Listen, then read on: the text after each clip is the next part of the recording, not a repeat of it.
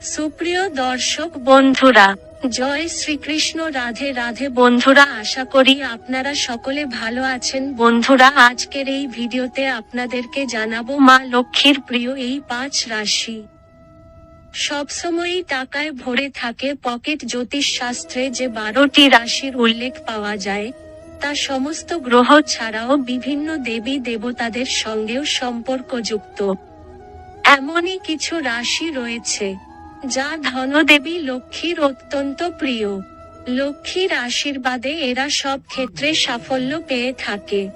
জ্যোতিষ শাস্ত্রে যে 12টি রাশির উল্লেখ পাওয়া যায়, তা সমস্ত গ্রহ ছাড়াও বিভিন্ন দেবী দেবতাদের সঙ্গেও সম্পর্কযুক্ত। এমনই কিছু রাশি রয়েছে যা ধনদেবী লক্ষ্মীর অত্যন্ত প্রিয়। লক্ষ্মীর আশীর্বাদে এরা সব ক্ষেত্রে সাফল্য পেয়ে থাকে। নিজের পরিশ্রমের পূর্ণ ফলাফল লাভ করেন এই রাশির জাতকরা। জ্যোতিষ অনুযায়ী এই রাশির জাতকদের প্রতি লক্ষ্মী সবসময় সদয় থাকেন। আসুন জেনে নিই সেই রাশিরা কারা। বৃষ রাশি। বৃষ রাশির জাতকদের ওপর মা লক্ষ্মীর কৃপা সবসময় থাকে।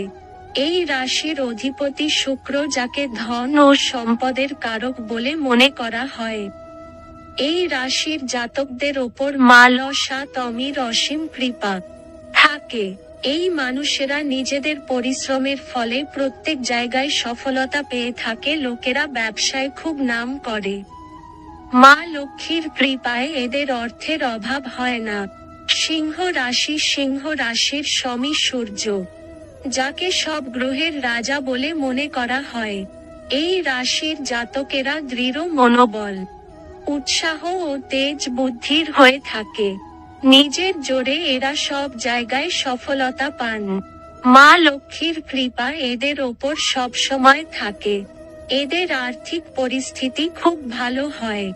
এদের কখনো কারোর কাছে হাত পাততে হয় না।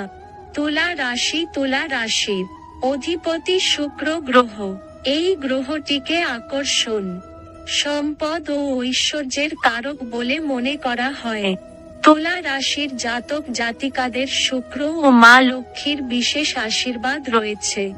দেবী লক্ষ্মীর কৃপায় এই লোকেরা সর্বদা সুখ ভোগ করে।